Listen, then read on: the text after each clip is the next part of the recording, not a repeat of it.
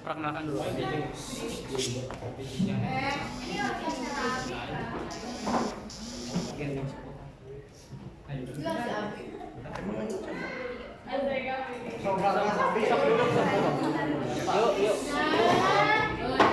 Yuk, duduk tuh yuk. Assalamualaikum warahmatullahi wabarakatuh. Waalaikumsalam warahmatullahi wabarakatuh.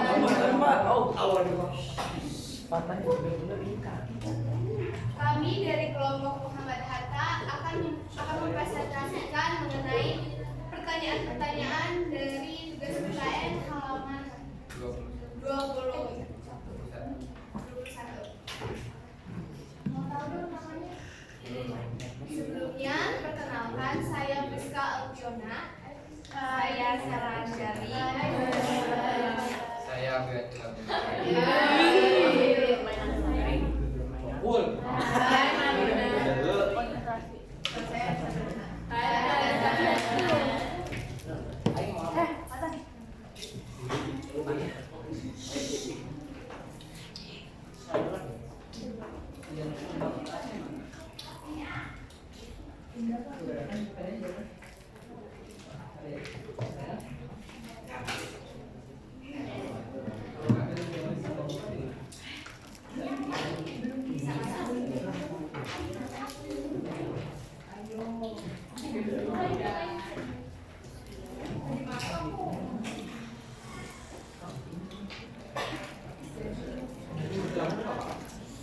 Pertanyaan yang pertama akan dijawab oleh teman saya yang bernama Sarah. Itunya belum dicolokin.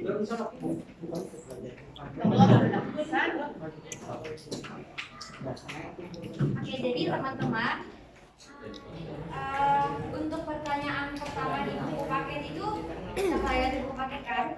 Pertanyaannya, mengapa faktor ekonomi dianggap sebagai penyebab utama meningkatnya angka putus sekolah? Jadi hasil dari diskusi kelompok kami ini, kami menjawab karena biaya untuk sekolah itu tentunya nggak sedikit kan. Terus tingkat perekonomian orang itu kan berbeda-beda. Nah, apalagi tingkat kemiskinan di Indonesia itu kan tinggi banget ya dibanding negara-negara lainnya. Jadi orang miskin di Indonesia lumayan banyak gitu. Terus jadi dengan data kayak gitu kita bisa nyimpulin kalau ada anak yang misalkan keluarganya ini punya ekonomi yang minim. Nah, jadi mereka ini kan nggak akan bisa ngelanjutin sekolahnya karena untuk biaya makan sehari-hari aja kan mereka harus nyari dulu. Terus belum lagi kalau misalkan keluarganya yang punya anaknya banyak. Nah, jadi ekonomi ini faktor yang besar banget, jadi sangat-sangat mempengaruhi angka sekolah di Indonesia. Banyak juga anak-anakku, mereka tuh milihnya mau kerja aja untuk bantuin orang tuanya karena merasa kasihan sama orang tuanya, terus atau kasihan sama adiknya, pengen sekolahin adiknya aja. Jadi mereka tuh gak apa-apa aku nggak sekolah, yang penting keluarga bisa makan, hari aku bisa sekolah. Jadi ya mereka memilih untuk mengurangi beban keluarga. Selanjutnya dijawab oleh Abi.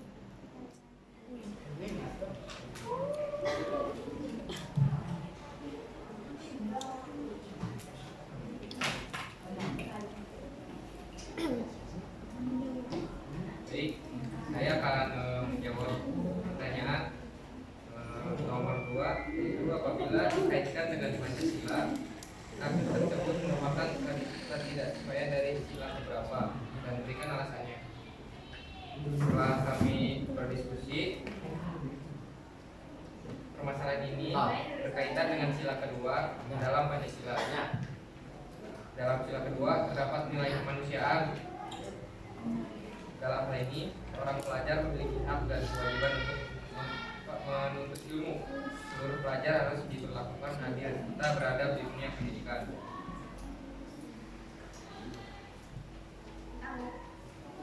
Dan beranggapan bahwa pendidikan tidak memiliki relevansi dan manfaat yang kuat, sehingga mereka tidak menyekolahkan anaknya dan lebih memilih anaknya untuk bekerja.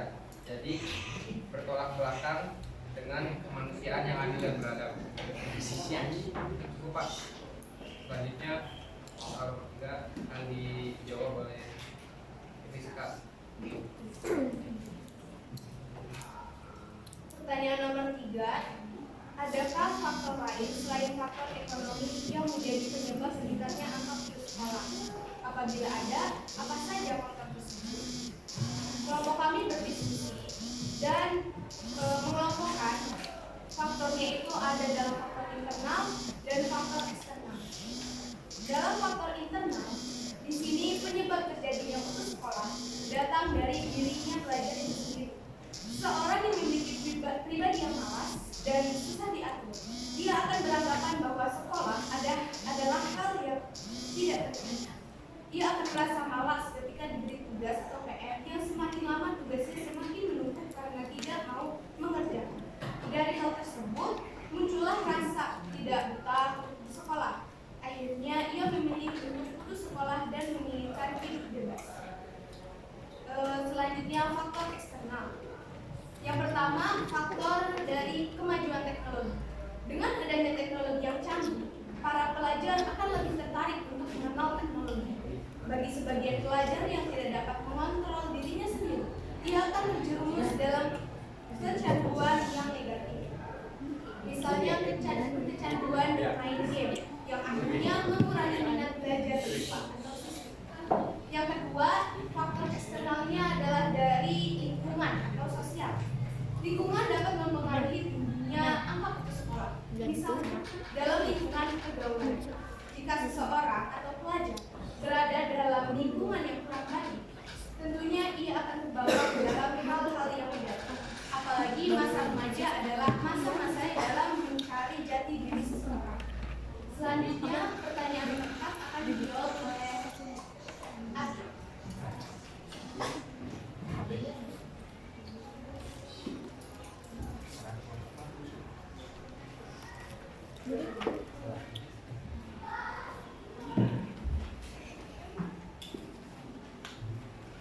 Pada saat ini, pemerintah telah mengeluarkan berbagai kebijakan untuk menanggulangi permasalahan ini. Di antaranya dengan memberikan bantuan operasional sekolah, beasiswa, sekolah gratis, dan sebagainya. Menurut kelompok kami, apakah upaya pemerintah tersebut sudah berhasil dan mengungkapkan indikator keberhasilannya?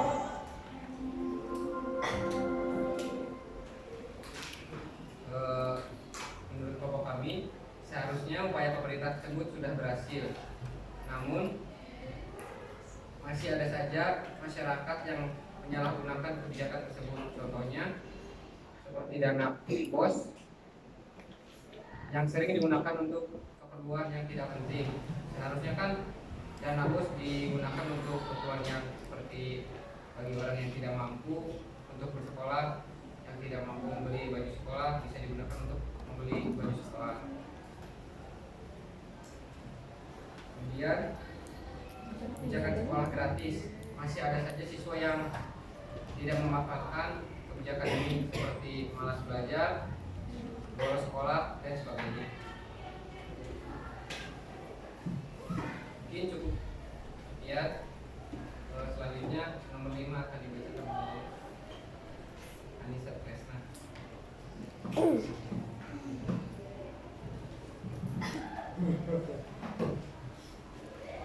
Di sini ada pertanyaan nomor 5. Selain pemerintah, siapa lagi yang bertanggung jawab mengatasi masalah ini? Apa saja peran yang bisa dimajukan? Yaitu adalah pemerintah. Dan selain pemerintah, yang berhak bertanggung jawab untuk mengatasi masalah pendidikan ini tentu saja adalah orang tua dan peserta didik, pihak sekolah, dan tentu saja pihak yang berkaitan dengan hal tersebut.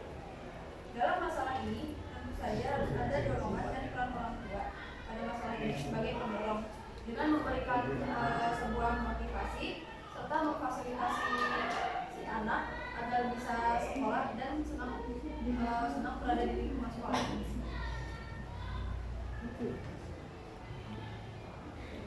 Selanjutnya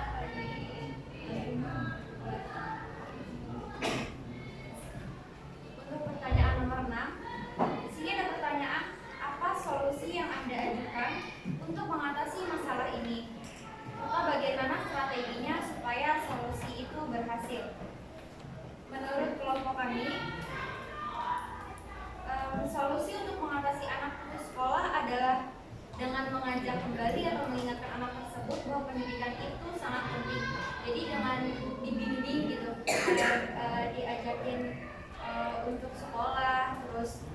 dikasih tahu kalau sekolah itu seru, asik, jadi nggak yang cuma belajar, tapi kalian juga bisa ketemu teman-teman, bisa sharing dengan teman-teman, dengan guru, bahkan kan nggak semua guru itu membosankan.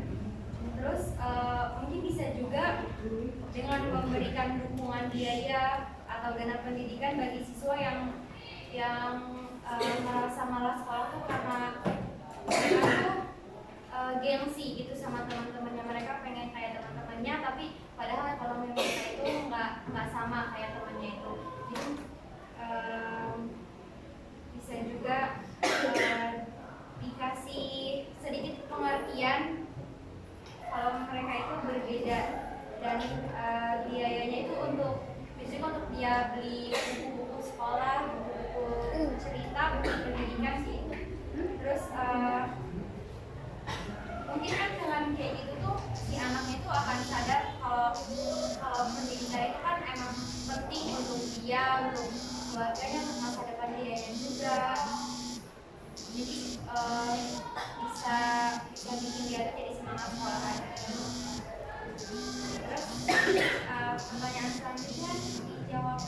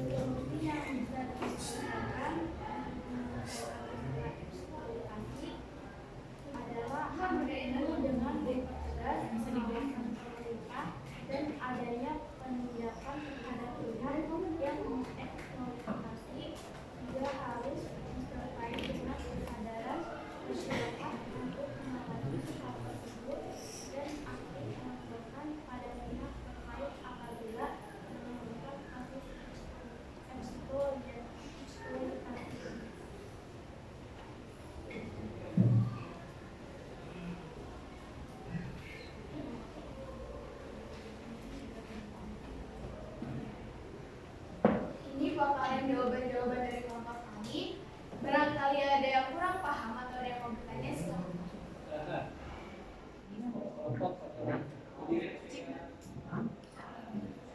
Gandang kita selesai.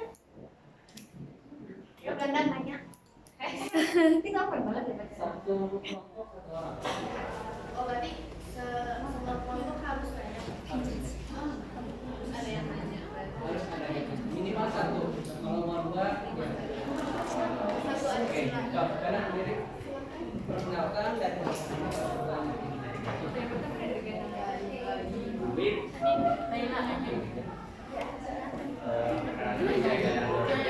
dari kelompok Kiai Haji Wahid Hashim. Di sini saya mau bertanya.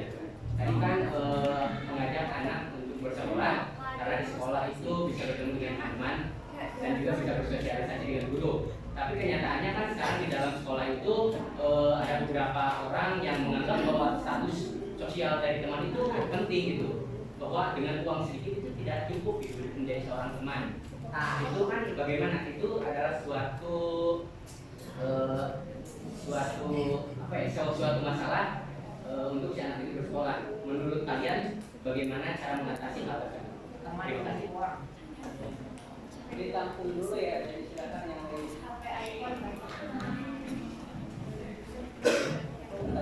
Oh enggak, mau pindah. Silakan, yang lainnya. Berdiri. Wahyu, saya kenal Wahyu. Wahyu apa Wahyu? Ini Pak Wahyu. Bicara kan? Yuk bertanya yuk.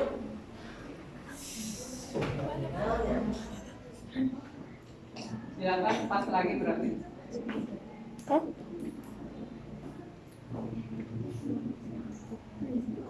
Yuk. Yang gitu Pak. Satu kelompok satu orang belajar ya. belajar diskusi lah, belajar berani dan salah belajar.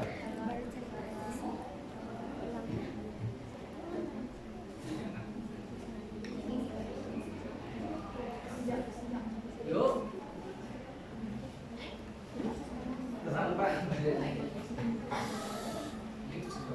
Kelompok Sukarno mana kelompok Sukarno? Dewa yuk. Sok, yuk. Itu sama Naila sama siapa lagi? Nela mana Nela? Sok Nela pertanyaan Nela. Masih Ji. Dan Supomo mana Supomo? Udah ada kayaknya. Sudirman?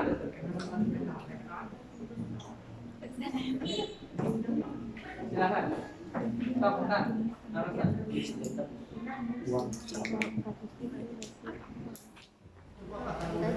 Gatot. Udah.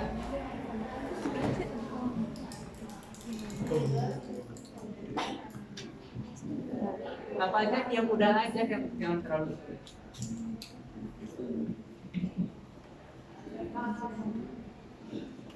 Ya udah, Bapak aja dulu ya. Sama dulu kalian.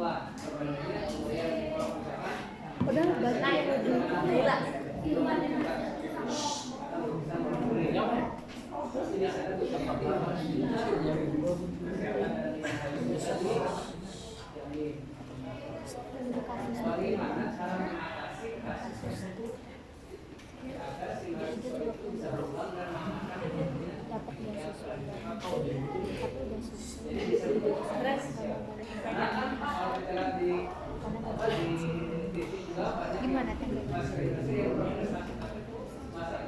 Kalau sudut pandangnya buat kita sendiri mah ya benar, realistis aja gaji gede di luar, tapi kan kita juga harus memajukan bangsa kita.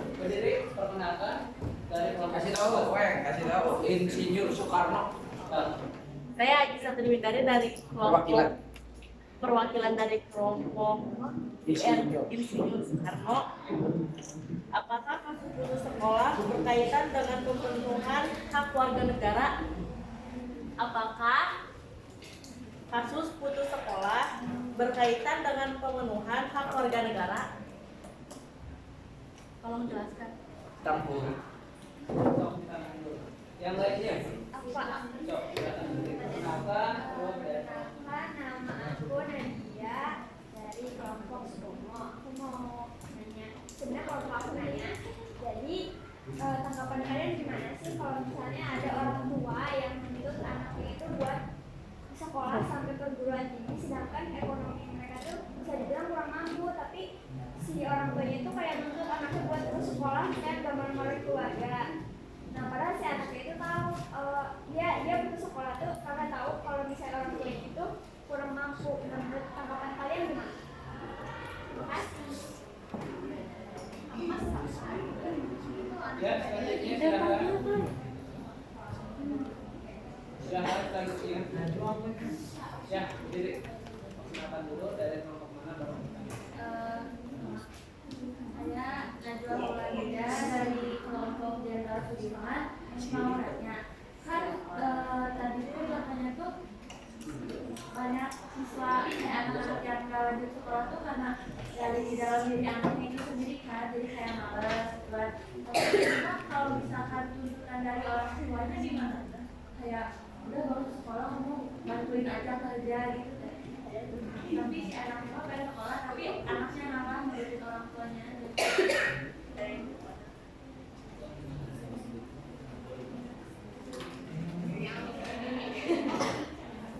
Pak.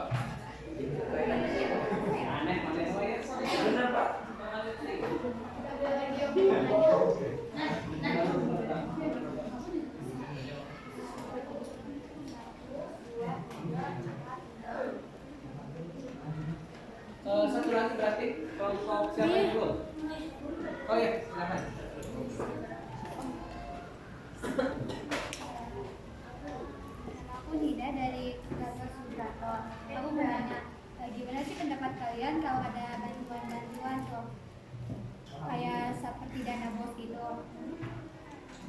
itu buat orang-orang yang kurang mampu ya. Tapi kadang suka itu salah sasaran. Jadi misalkan ke yang dapat itu kadang orang-orang yang mampu gitu. Itu gimana? Benar.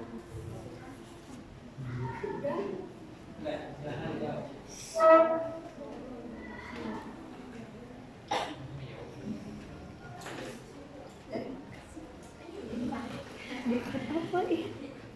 Bantuin dong.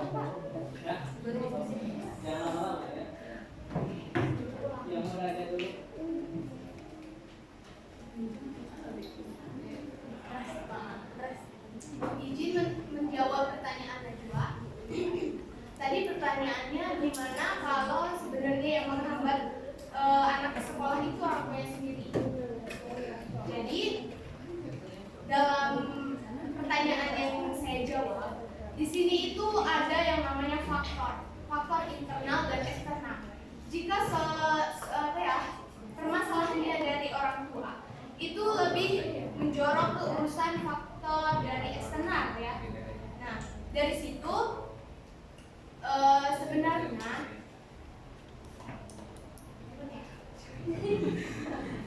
jadi sebenarnya jarang terjadi kasus orang tua yang menyuruh anaknya jangan sekolah. Jarang terjadi. Kebanyakan orang tua itu mendorong anaknya untuk bersekolah karena melihat dari dirinya sendiri, melihat dari sisi orang tuanya sendiri bahwa orang tuanya tersebut kehidupannya kayak gini. Pasti orang tua memiliki harapan agar anaknya menjadi lebih baik, bisa mengharumkan nama keluarga. Seperti itu. Jadi gimana ya? Sebenarnya pertanyaan tadi lebih menjorok kepada faktor eksternal. Upayanya bisa kita lakukan dengan cara dari diri seorang murid sebagai seorang anak. Kita harus berani, kita harus mengumpulkannya, kita harus bisa menjelaskan kepada orang tua bahwa pendidikan itu penting, bahwa mencari ilmu itu wajib sebagai warga negara Indonesia demi mencapai tujuan dan masa depan negara yang lebih baik. Dari situ sebagai seorang anak kita juga harus berperan dan kita juga harus memperjuangkan dan menjelaskan bahwa pendidikan itu penting, apalagi di zaman sekarang pendidikan sudah tidak terlalu berbayar dari SD sampai SMA. Nah jadi orang tua harus bisa lebih memahami dan anaknya juga harus dapat menjelaskan. Di antara orang tua dan anak harus terdapat kontribusi antara mereka untuk memahami pentingnya pendidikan tersebut. Gimana Najwa? Najwa gimana? Kebanyakan. Gimana? Gak apa-apa. Kalau kurang puas, tanya kita puas. Ya. Izin jawab pertanyaan dari Bapak. Tadi kan masalah mahasiswa yang dari Indonesia yang berkuliah di luar negeri, kemudian bekerja di luar negeri, sehingga tidak balik lagi ke Indonesia karena faktor gaji yang sangat besar di luar negeri. Sedikit sedikit, menurut kami Indonesia seharusnya atau pemerintah seharusnya menanamkan kembali mahasiswa atau pekerja yang sudah keluar negeri nilai Pancasila. Jadi kan kalau mahasiswa atau pekerja yang sudah di luar negeri tapi tidak kembali lagi ke Indonesia, mikirnya cuma ke gaji atau uang, sehingga nggak mikir negaranya itu, nggak dipikirin.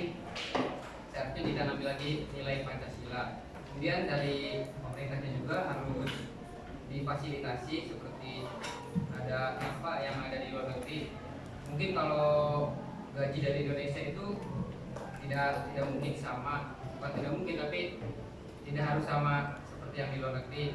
Tapi seharusnya cukup memfasilitasi peralatan atau ilmu yang ada di luar negeri, seperti kalau pembuatan pesawat terbang kan di luar negeri cukup komplit. Nah di Indonesia juga harus berusaha supaya komplit juga, bisa membeli dari luar luar negeri atau apa, biar kerja yang ada di luar negeri itu bisa kembali lagi ke Indonesia. Jadi kan bisa memajukan negara Indonesia. Jadi ditanami dari Pancasila. Ya. Sekarang ini Abib yang jadi mahasiswanya Abib. Kemudian dengan biaya 1 juta PDP kita kerja di kantor luar negeri, suruh pulang membawa Indonesia dan memberi kesehatan. Kira-kira Abib gimana? Kalau menurut saya, Abib udah berumah tangga, udah punya anak 2. kalau menurut saya, mungkin saya akan balik lagi ke Indonesia karena saya tidak lupa dengan soalnya ya tidak lupa dengan tanah air. Mungkin kalau ini juga kan dibiayain dari pemerintah. Kalau balik lagi ke Indonesia sama aja kayak mengabdi gitu Pak. Waduh, Mengabdi kepada negara. abdi. Abdi gajinya itu loh Bapak. Negara apa keluarganya juga kan pasti ada di Indonesia.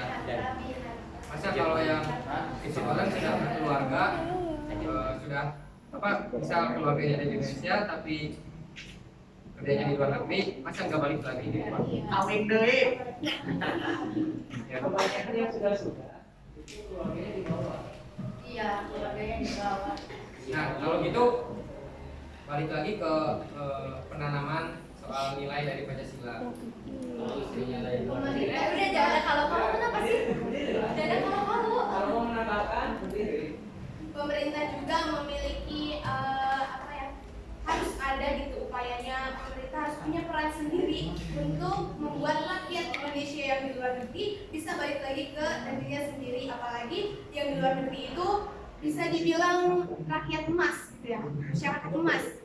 Nah dari situ pemerintah bisa meningkatkan dan bisa mengupayakan akan kemajuan atau sesuatu yang akan didapat masyarakat di luar negeri itu jika balik lagi di Indonesia. Jadi kan sekarang itu bisa memfasilitasi ya. Pemerintah juga sudah lagi bikin gitu. Tapi kenyataan kan gini. Kemarin yang Indonesia yang di Singapura aja, dia disuruh keluar sama presiden. Tapi sudah anak-anaknya. Kalau izin aja ya Pak, kalau tetap gak mau juga, seharusnya pemerintah tidak berharap sepenuhnya kepada pekerja-pekerja yang sudah di luar negeri. Seharusnya membuat kembali atau ya membuat kembali tunas-tunas bangsa seperti kita semua harus lebih dari orang-orang yang sudah keluar negeri. Jadi harus ya meningkatkan kembali kualitas seperti ya kualitas di dalam negeri seperti pelajar ini yang sekarang kita harus sukses melampaui yang kerja yang di luar negeri. Jadi beasiswa nggak usah ada aja gitu. Ya kalau masih, tapi sebetulnya beasiswa itu sangat perlu. Ya. Tapi kalau orang-orang yang sudah yang sudah keluar negeri tapi tidak mau kembali juga, seharusnya cara itu dirubah Pak. Ya, jadi yang cara itu yang apa ya? Ya kayak kita ini harus yang di dalam negeri ini harus dirubah, jadi tidak mengharapkan orang-orang yang sudah di luar negeri. Tapi kan mereka di beasiswa. Ada ini. Tapi kan Tapi kan mereka di beasiswa. Iya, ada jawab jawab. Biar kali daripada diem aja. Jadi kan gini tadi mereka membuat lagi tunas-tunas bangsa yang baru. Sedangkan uang negara kan asetnya ada di mereka, gitu kan mereka diberikan beasiswa dan mereka sekolahkan di luar. Nah itu bagaimana? Kalau seperti itu berarti negara rugi dong kalau kayak gitu. Nah kalau kayak gitu gimana? Berarti? Kalau rugi itu resiko ya. Namanya juga. Iya resiko. Bersakit-sakit dahulu kan bersenang-senang kemudian. Ya sakit dulu, senangnya kan nggak tahu. Tapi kan kalau usaha nggak ada yang mengkhianati hasil gitu. Iya, kalau bekerja. Gitu Pak. Jadi harus berkorban intinya. Tapi harus yakin juga, harus yakin kalau pengorbanan itu nggak akan sia-sia. Jadi gini, sudah sebagai pemerintah tiap tahun bisa mengeluarkan triliunan untuk di GSP itu. Kurang lebih dari 1.000 mahasiswa yang keluar, dapatnya cuma ada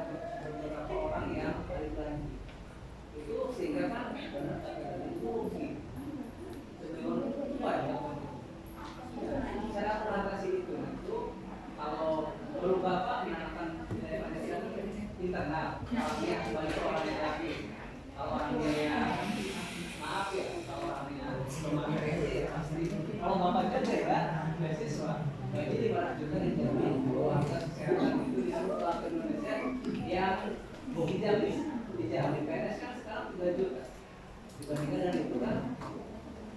Jadi cara mengatasinya selain menemukan itu apalagi menemukan, karena menemukan kalau bapak mah belum bisa karena itu kan kembali ke orangnya. Upaya pemerintah apa kan sesuai itu dengan saja atau gimana? Kalau menurut saya pribadi Pak, izin jawab.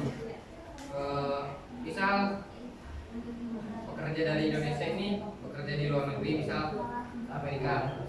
Nah, pemerintah Indonesia harus bekerja sama dengan Amerika. Kalau pelajar atau pekerja yang ada di Amerika yang dari Indonesia itu nggak mau balik lagi, seharusnya pemerintah bilang ke pihak Amerika di stop gajinya kalau nggak mau pulang, gitu Pak. Ya, jadi kan di sana juga kalau nggak mau pulang, di sana juga kan nggak dapat gaji, pasti kan mau nggak mau harus pulang Pak. Gitu. Harus ya ada kerjasama itu antar pemerintah. Ya selanjutnya.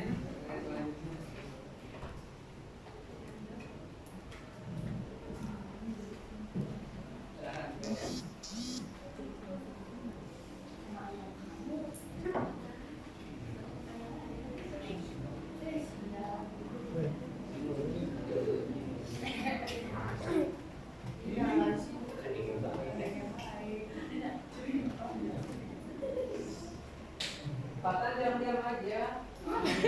Oh udah.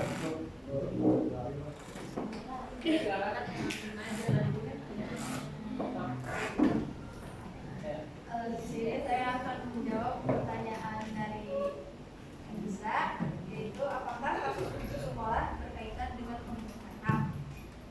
Jadi karena pada saat ini peraturan sekolah berubah menjadi wajib sekolah selama 12 tahun. Jadi kalau putus sekolah pada saat kurang dari 12 tahun itu, maka pemenuhan hak warga negara itu apa? Anissa gimana? Udah.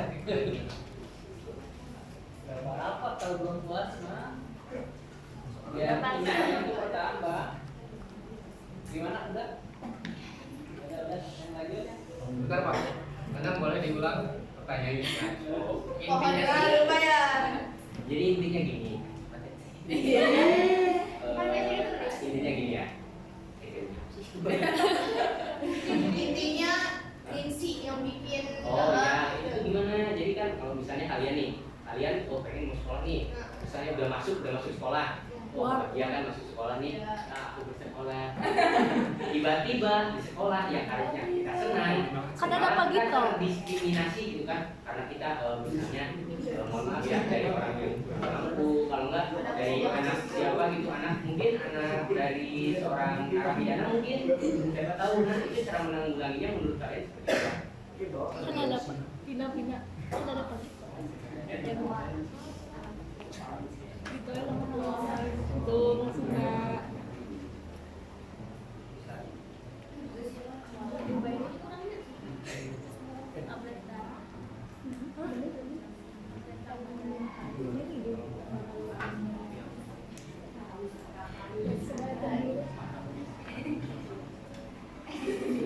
Marawis.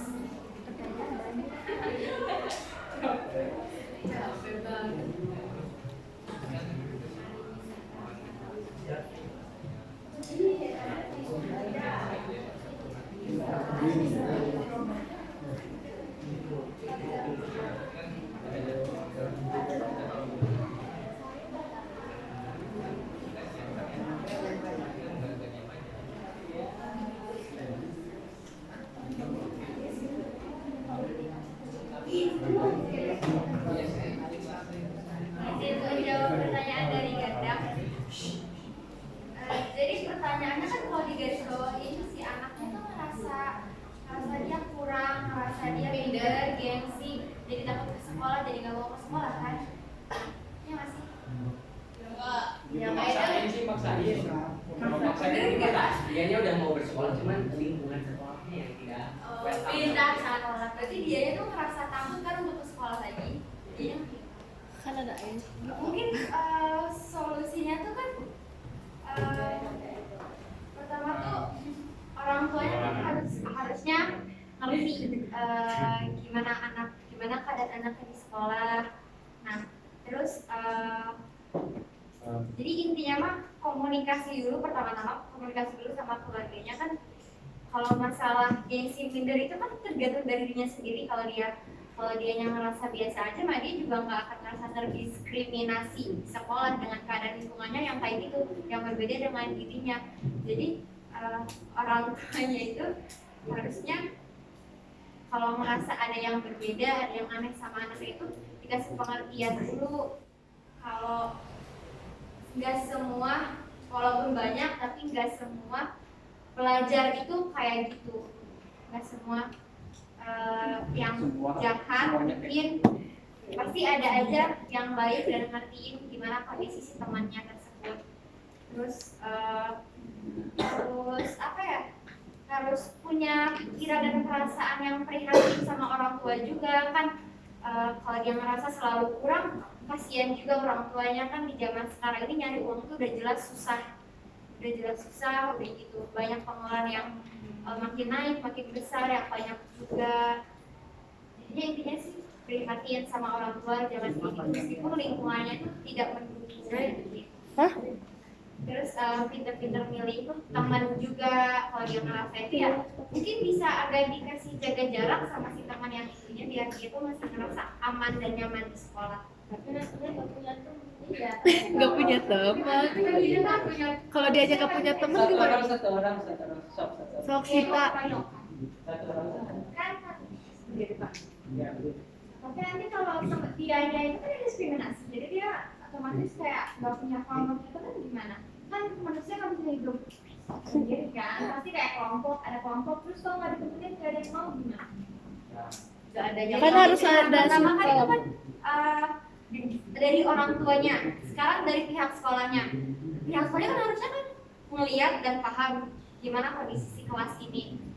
Nah terus dengan si guru ini ngelihat kalau anak ini jarang ditemenin, anak ini jarang keluar kelas atau diem aja di kelas, harusnya dia udah paham kalau ada sesuatu di kelas tersebut. Nah terus mungkin bisa juga si gurunya ini kan kayak bimbingan kayak gitu, kayak nanya gitu, kenapa kok diem aja, kayak dibujuk aja, dideketin dulu si anaknya, kenapa, biar anaknya ini mau terbuka sama pihak sekolah, terutama gurunya. Jadi nanti gurunya juga bisa ngasih apa ya, ngasih pelajaran mungkin untuk teman-temannya biar nggak kayak gitu, nggak mendiskriminasi si temannya tersebut. Tapi kalau ya. Jadi menurut kalian sekolah kita kan mengadakan yang namanya sekolah ramah anak. Nah kalau menurut kalian hal itu udah cukup belum untuk menangani hal tersebut?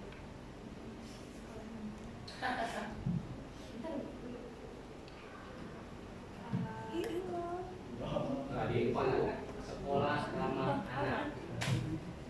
Menurut saya ini udah cukup. Jadi semansa ini selain anak-anak yang memiliki, ya, pokoknya intinya anak-anak yang dari orang tua yang punya gitu ya Pak, tapi tidak memiliki sifat yang kayak sombong. Kalau ada orang yang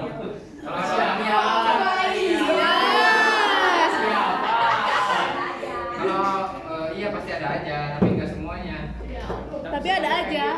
Iya, nggak mungkin nggak ada, kan nggak cuma di Semasa aja, mungkin di sekolah-sekolah juga ada aja anak yang Di sekolah jadi nggak di mungkin kelas nggak juga ada. pasti ada gak sih? Biasanya yang semangat aja. Iya, enggak, ini nggak jawab. Sok, Pak. Di kelas juga pasti ada gak sih? Soalnya kalau yang di anak Kayak semansa berpendapat ini tuh lah. anak-anak yang punya dan ya gak memiliki sifat yang kayak gitu Pak. Jadi kalau ada orang yang tidak mampu, kalau bisa berbaur gitu ya Pak, malah anak-anak yang punya ini pengen ngebantu gitu Pak. Anjir. Ya kalau menurut saya pribadi. Gimana Gantang? Kan mungkin Gandang sendiri sudah merasakan gitu di sekitar teman-teman. Cuman kan saya tanya itu menurut kalian. Jadi itu yang menurut kalian ya sudah. Berarti cukup. Yang lainnya mungkin. Wahyu, Paten. Wahyu mau nanya, Wahyu mah. Kan dari Inggris pindah. Kenapa kelompok satu? Dari kan ya. Jawab Wahyu apa? Ya lanjut. Kenapa kan itu? Ini Kenapa kan? Itu yang memakai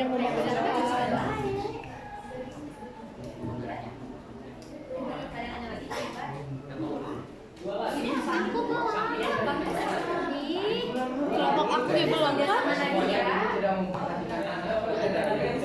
Ini apa? Yang ini saya BLT pendapat kalian kalau misalkan ada bantuan, tapi ke orang yang Iya, Oh ya, ini sih. Di dalam itu tidak ada budaya jadi. Gitu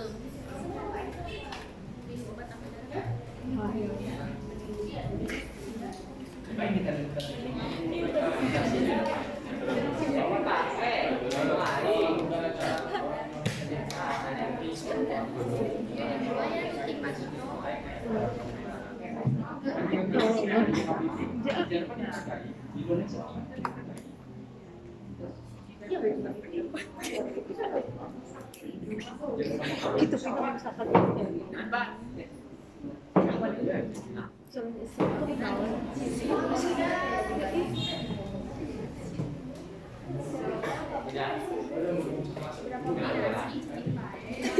Berpendapat dong.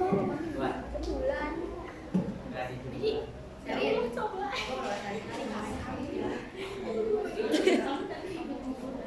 Bapak, udah satu jam. Iya. Tadi ada.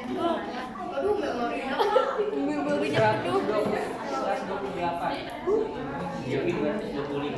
100. Ada 225. Aku 1000. Teman-teman minta perhatiannya ya. Aku satu.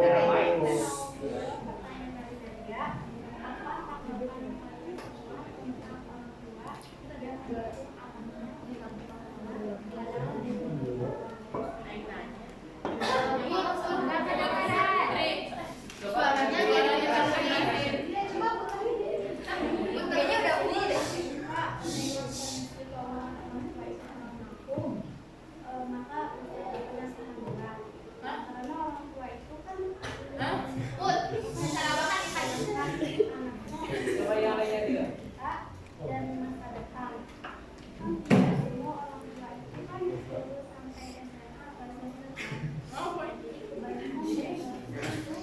sampai SMA atau tidak semua orang tua tidak mau anaknya seperti mereka yang dulu. Jadi makanya orang tua itu bekerja keras dan mencari nafkah untuk anaknya.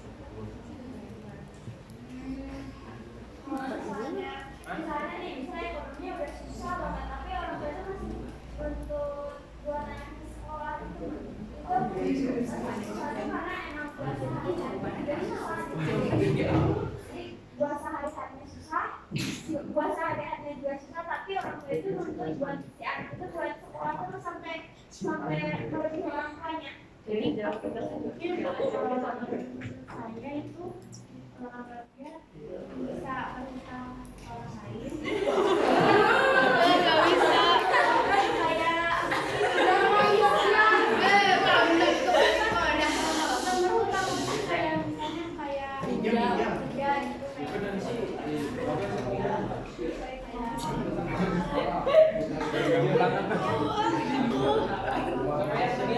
Diam.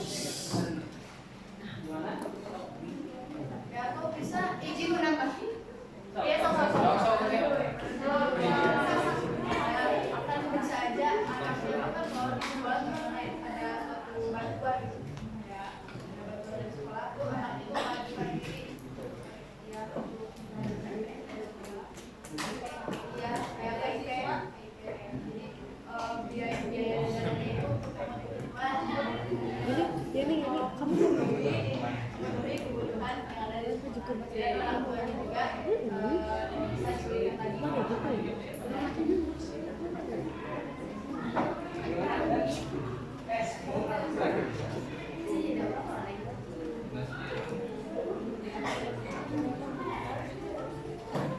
Ini jawabannya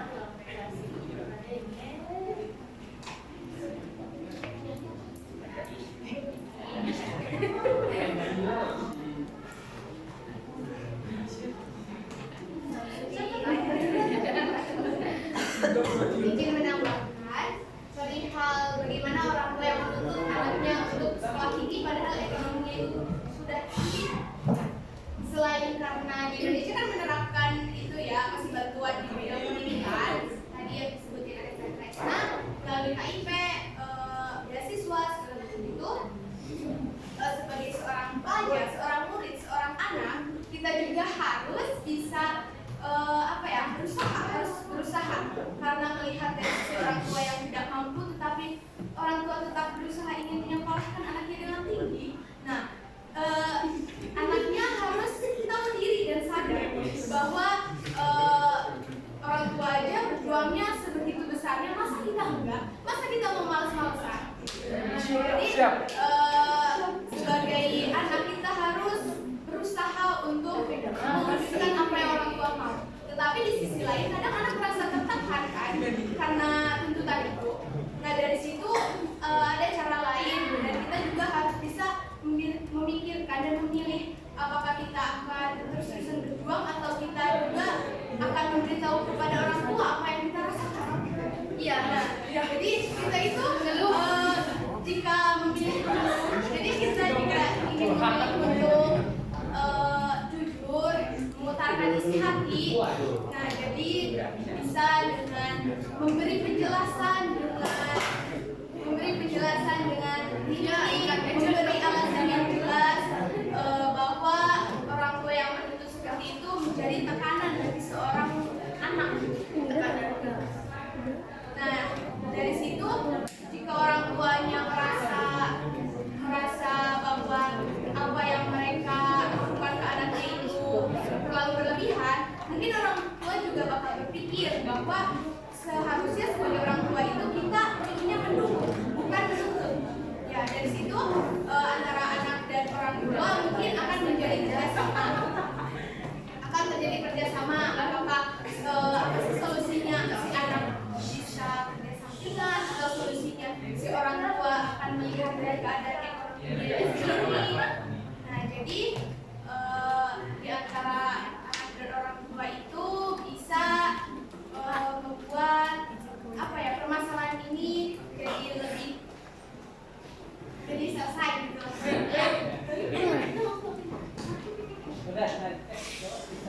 Dan dia cukup.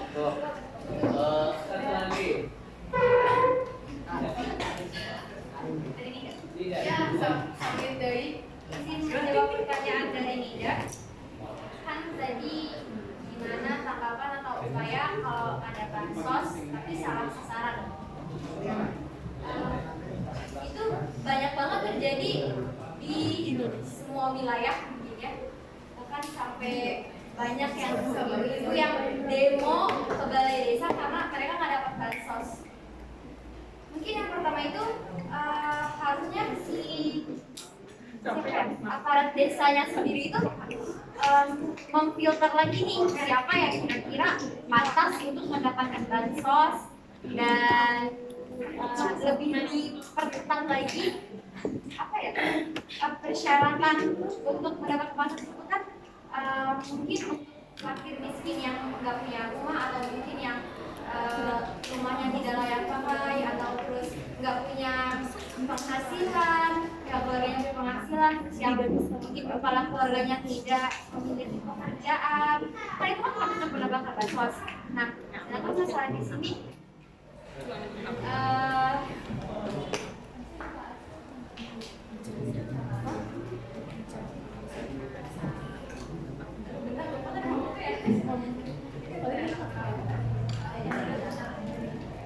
terus pemerintah juga kan biasanya di survei nggak sih? Biasanya di survei ya kayak si siapa-siapanya ini yang mendapatkan mahasiswa harusnya. Nah jadi menurutnya ini harus yang benar gitu, jangan mentang-mentang dia ini si keluarganya atau saudaranya si kepala desa atau yang kerja di desa ini jadi dapat bantuan. Bahkan nggak kayak gitu, kalau mereka mampu gitu. Masih banyak keluarga yang nggak mampu dan pantas menerima fasilitas tersebut gitu. Jadi keluarganya kepala desanya itu sendiri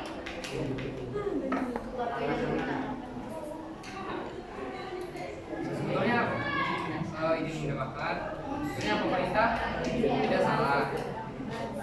Karena pemerintah ini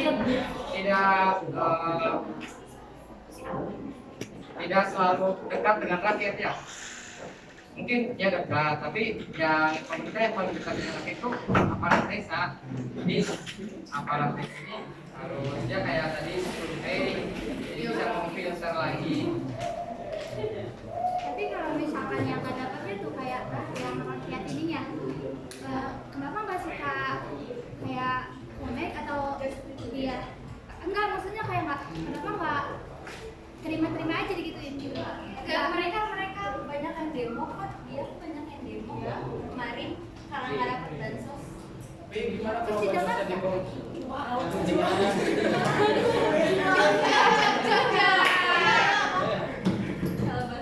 Kalau bansosnya dikorupsi. Iya gimana?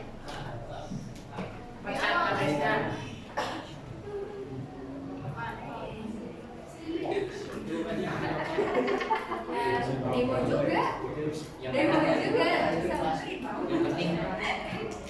kan harusnya itu kan udah ada haknya masing-masing. Ada kan apalagi itu ada hak asasi manusia untuk memiliki haknya masing-masing, kan nggak boleh kayak gitu ya, nggak boleh. Iya tapi kan dia haknya orang lain. Ya Pak? Tapi kan sekarang banyak yang kayak gitu. Oh iya, saya sadar diri gitu. Tapi kan kadang kita nggak mikir itu ke agama kayak tadi saya bilang. Jadi nggak mikirin ini deh, ya bodo amat deh, yang penting dapat gitu. Ya, nggak boleh gitu. Kalau saya gimana?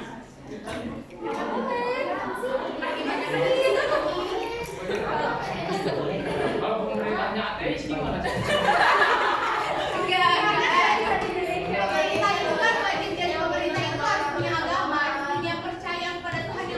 Tapi ada aja. Ada aja. Ada yang DPRD kan yang tidak mengetahui Pancasila. Itu bagaimana? Yang begini. Pendapat ada.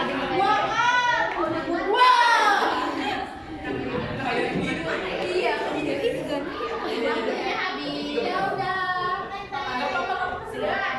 Enggak terus aja enggak apa-apa.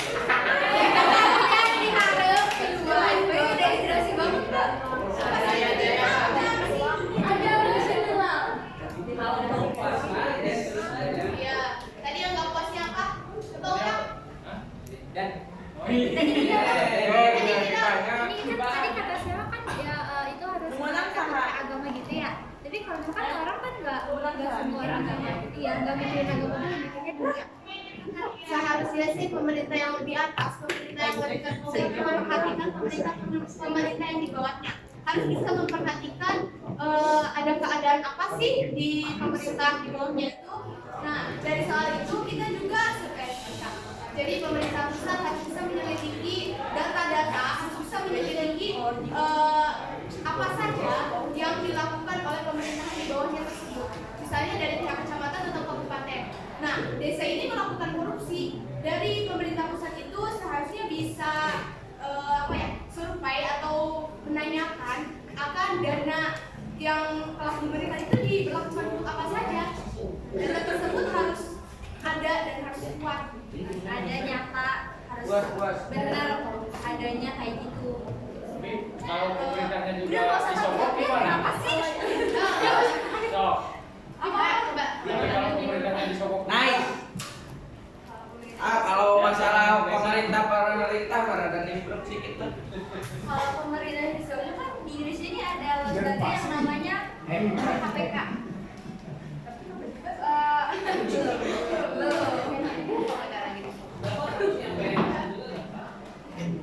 Kalau udah gitu, harusnya diawasi sama KPK itu sendiri.